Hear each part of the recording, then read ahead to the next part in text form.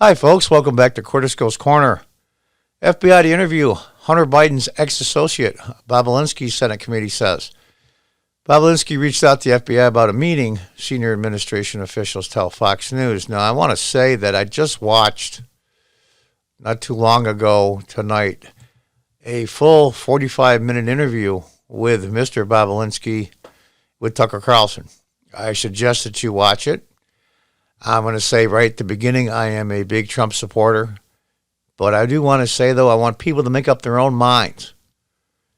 And I found Mr. Bobulinski to be extremely credible. Very credible. The FBI has agreed to interview former Hunter Biden business associate Tony Bobulinski. Bobulinski's lawyers told the Senate Homeland Security Committee, which released a statement on Friday. The FBI asked Bobulinski, who went on the record Thursday to accuse former Vice President Joe Biden of lying about his involvement with his son's business dealings, to turn over copies of his phones, according to the committee. And he has done so. And he goes on in detail. Like I said, I think the video, even if you saw the transcript, you have to, people like expressions like tone and voices. And I think if you watch him, you can pretty much form an opinion one way or the other. I was convinced that the man wasn't lying, so we'll have to see. The FBI declined to comment, in keeping with our standard practice of neither confirming nor denying the existence of an investigation. No, that's of course. A senior administrator official told Fox News that Bobulinski or his lawyers reached out to the FBI about a meeting, not the other way around. That's a little concerning, since they had the hard drive to Hunter Biden's laptop back last December. And I'm sure Mr. Bobulinski is in it somewhere. Now, these are things that he put together from his cell phones, from his messages. He's got a ton of copies of texts. He's even got a audio tape that they played during the interview with Tucker Carlson that basically said, if you go through this and expose us, we're all going down, man. And it wasn't Joe Biden that said, man.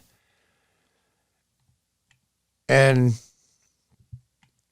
the Homeland Security Committee has talked to this gentleman, and he says, I appreciate the FBI has a job to do, and I am glad they are finally taking an interest. These concerning financial matters that our committee has been investigating for months, said Senator Ron Johnson. As Mr. Bobulinski explained in the Tucker Carlson interview, he didn't have any holes. Some of the holes that were missing in the investigation, he has. He doesn't have all the answers. He says he doesn't have every documentation of every single thing, just what he has.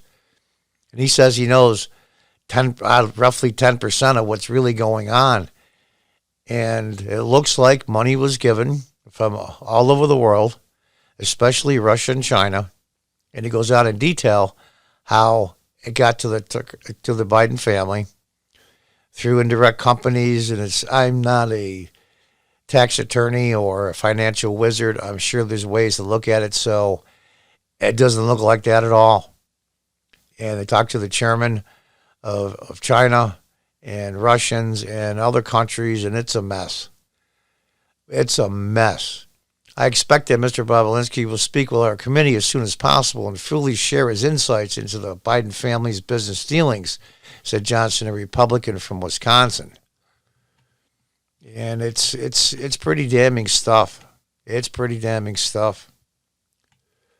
Bobulinski, who was listed as a recipient of an email published by the New York Post that appeared to detail a business arrangement involving a Chinese company and members of the Biden family, confirmed in a statement Thursday that email is genuine. Now, you got to ask yourself, I'm not going to read the whole thing word for word. The reference in the big guy and much publicized on May 13th email, in fact, is a reference to Joe Biden, Bobulinski said in a statement to Fox News. Biden's tax returns released in September revealed no personal business interest in China. And that's the other part.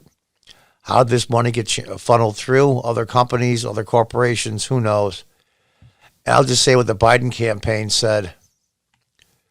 Fired back, calling the accusations a desperate pathetic farce executed by a failing campaign. Bobulinski was a guest of President Trump at Thursday night's presidential debate. Well, of course he was, because he already went public. And you have to ask yourself why. Why would somebody do this? Why would they put themselves under this kind of misery and scrutiny? Is it money? No, he's not going to get any. He goes on the fact that he was involved in some business deals and he was basically cut out, which kind of PO'd him off a little bit. And Joe Biden has never even considered being involved in business with his family, nor in any overseas business whatsoever, Biden campaign spokesman Andrew Bates said in a statement to Fox News. He has never held stock in any such business arrangements, nor has any family member or any person ever held stock for him.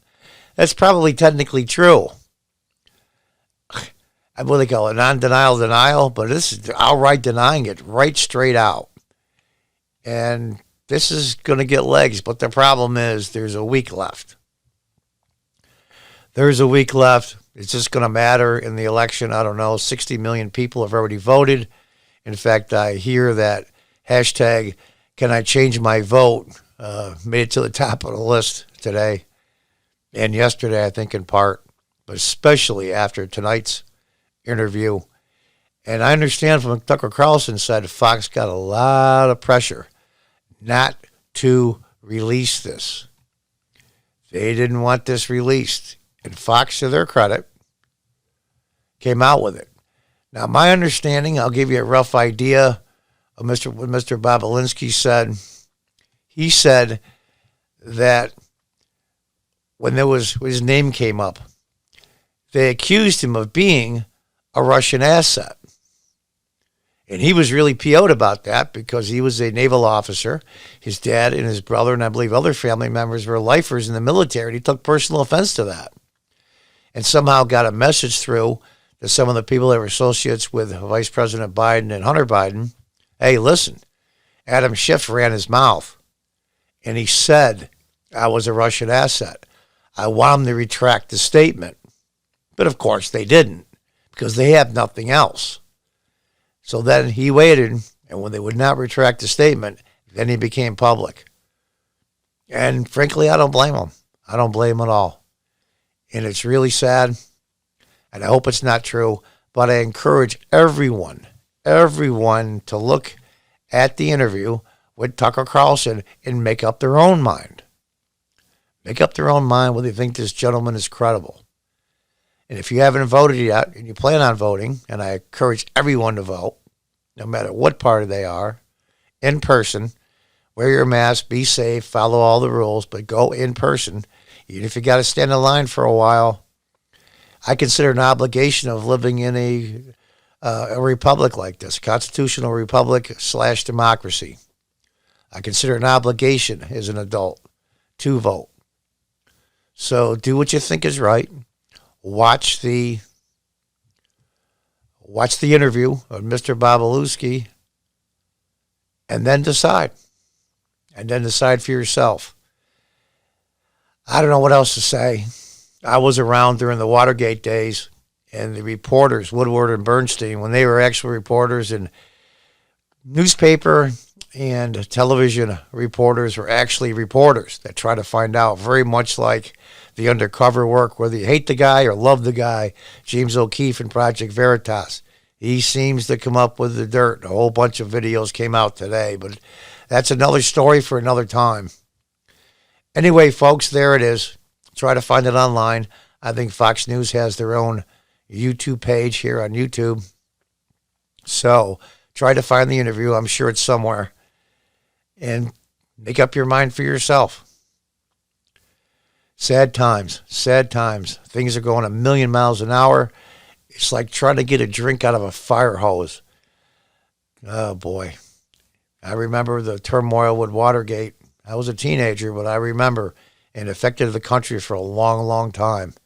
And I hope that doesn't happen again. But if it's true, it's true. And proper action should be taken if it is legal or political. Anyway, folks, there it is. More depressing news, more bad news. But that's the way it is.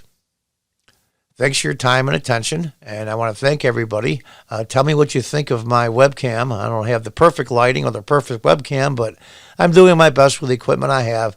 Please, everybody, I'm a new podcast, so please like and subscribe. I would really, really appreciate it. And also, if you could, share this video. I am also on Twitter at Cordisco's Corner, and that's at Cordisco's Corner on Twitter. Please leave a message here if you agree, disagree, have an opinion about any of this, as well as on my Twitter page. And until next time, folks, goodbye and good luck.